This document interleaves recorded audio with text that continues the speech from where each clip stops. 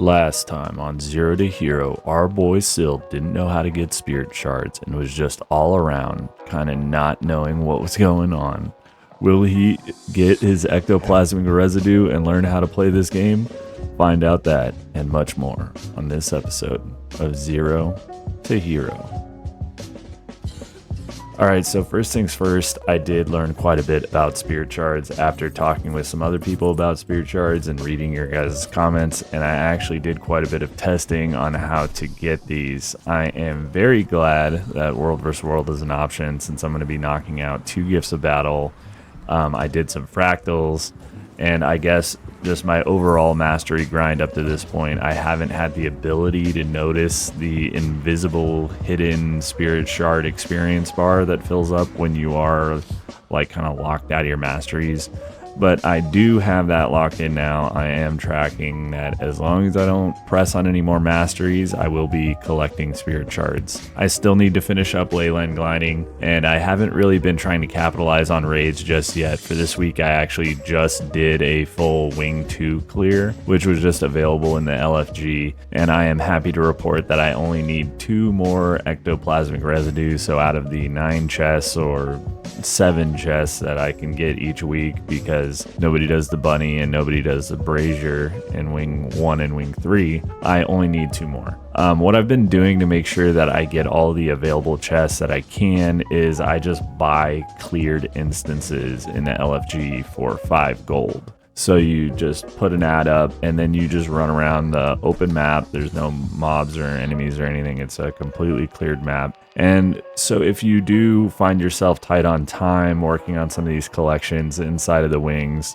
you can just buy a cleared instance. So don't feel like you need to find a group and clear the wing yourself just to unlock some of the chests or do some of the collections that are available in a cleared wing. After doing all of the Envoy 1 stuff again, most of them can be done as you are working through the instances, but if I recall correctly, the final Wing 4 stuff is pretty similar to the Wing 1 through 3 stuff. I haven't done any Wing 4 clears, mainly because of my lack of a condition damage set, but once I get my heal set, I'll just tag up, do my own raids. And I'll definitely be going for Harrier's gear for this, so I'll be LFGing for a tank for the most part. I did do some map completion as well, and I always tend to go about map comp, just doing maps section by section. So I do like all the Norn mountain areas, and then I'll do all the Char areas and so on. And there are a few different strategies that people use, and I've done it different ways. I think this is probably the best way for me to do it personally, just kind of section by section on the map. But I have jumped around and done like all the 1 through 15 zones and then up from there. It's not the most efficient way to do it, but that's how I like to go about doing it, just to keep things kind of interesting. If you do like the different environments piece by piece, then jumping like kind of in order, like all the 1 through 15 zones, and then that way you can stagger in like a Norn area and then a Char area and then a Krita area and then just go like that. I typically just stick to one area at a time though. I'm just happy that with the masteries being capped where they're at, I will be collecting spirit shards for all of this exploration and map comp that I'm doing. On a side note, I did mention Fractals a little earlier. I was having a hard time getting groups at tier 2 for this Fractal climb. I did manage to form a group and ran through nearly 8 Fractals back to back. So shout out to the LFG group that powered through them with me. It was far from optimized, and I really was only struggling with like Silent Surf. It was just kind of annoying. We had the affliction instability, so there was a lot of condies, so we had to do some finicky stuff with our builds to make sure that we can cleanse them.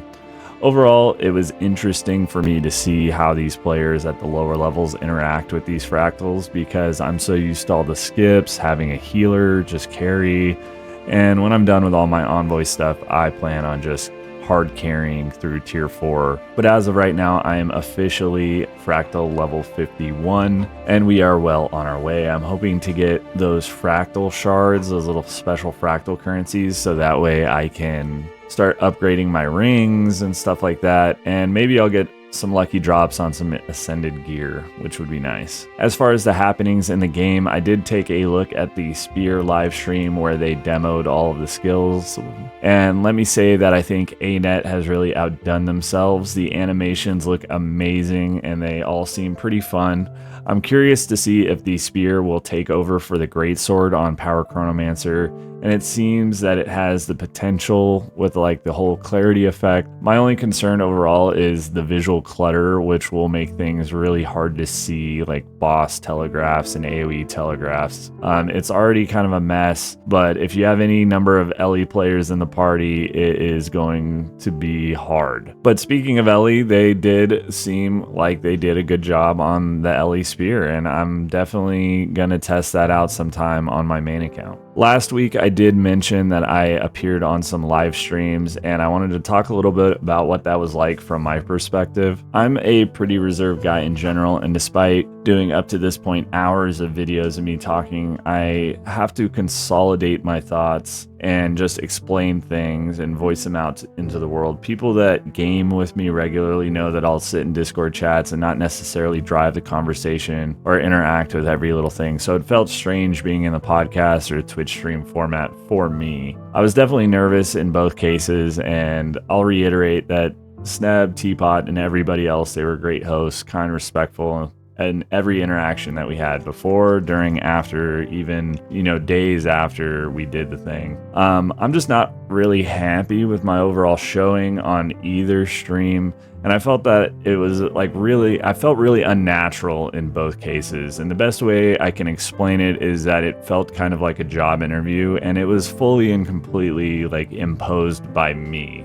I felt like I needed to go there and show my best. But, I guess you don't really know how you're going to react in those situations until you're there. And I think that there were highs and lows in both of the streams. Like all of the videos that I produce, I do go through and I did read a lot of the comments and stuff like that. And I am flattered that people enjoyed the discussion despite my overall feelings of unease. I did ask for some feedback from the other creators that were present, and I got some good responses. Since the majority of them focus around streaming, with YouTube being their secondary, I have a good idea of how I can make a better appearance in the future. But if you have any tips for me on how you would suggest that I be a better guest, you are welcome to share them. I think as a final thought, while we're talking about live streams, I do feel that Bo Burnham said it best. I'm gonna put in his clip real quick, and then we'll get back to the video. Let's do it. Moving forward, I asked a few questions last week, but first let me pose a few questions this week,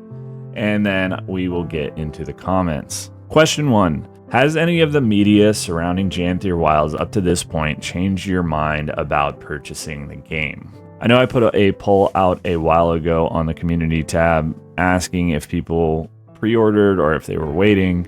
And if you were one of the people who were waiting, have you changed your mind, or are you still holding off? Are you waiting for more news, or are you actually just going to wait until the launch happens? And question 2, are you active on Twitch? I personally am a YouTube only personality with a total of now 2 guest appearances on Twitch. And I'm curious if you guys interact with just YouTube as a platform for content, or if you go over to Twitch when you see creators over there. I did consider doing some brief Saturday morning live streams just here on YouTube. Right now, I'm just kind of gauging interest. So now for last week's questions, I asked what your favorite spear was thus far. And now we have seen not only all of the spears, but we have seen the dev live stream showcases. And to be honest, I think my favorite is still probably the Mesmer, because it can be a direct replacement for the Greatsword. A strong 2-handed power weapon would be really good on that class. I'm not sure how it will interface with Power Virtuoso, but I think as far as the spears go, I like that one the most. The Thief and the Warrior are also very interesting to me, and I think that the Ellie has beautiful graphics, but man, it is going to block out so many telegraphs. It's going to be hard to play with. For the second question last week, I asked about the PvP game mode that's coming out, and I am hoping that it is at least a 10 versus 10 situation, or maybe I'm hoping it would be a 15 versus 15. I think that would be a lot of fun. But I'd love to see some actual guild versus guild action and a place for some larger scale fights and some interesting combinations. I could see like a team deathmatch style game mode, but overall I think PvP needs some reward reworks and some love in the gold per hour department, just to get more people interested in that game mode. Now to get in some comments. Our man Steve shows some love not only for the game but for the channel, so shout out brother, I know you've been here for a long time. And while I did not get an avalanche of new subscribers to the channel, I did go up about 150 from my guest appearances, which is nice. My only concerns are about being a good guest and respecting the platform of others when they ask me to appear on them. I know that that is what I would want, so I'm trying to do the same for them. As for your sentiment about the game, I do feel that it is in a healthy place overall, but we will see how Janthier Wilds turns out.